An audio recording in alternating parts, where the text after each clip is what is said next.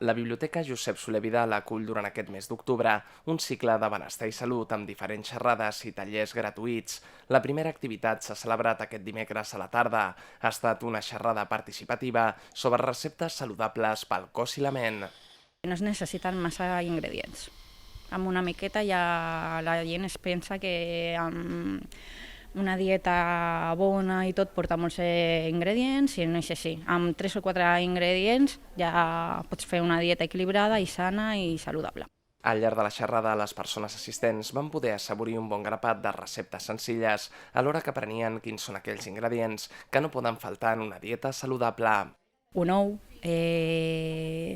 farina, d'avena, de llegums, el que tu vulguis, llet vegetal o semblants, la que tu vulguis, fruita i tot això, i verdures.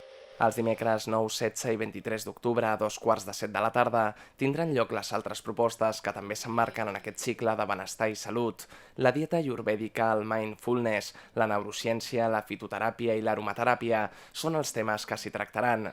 Les persones interessades poden inscriure-s'hi gratuïtament trucant a la Biblioteca Josep Soler Vidal.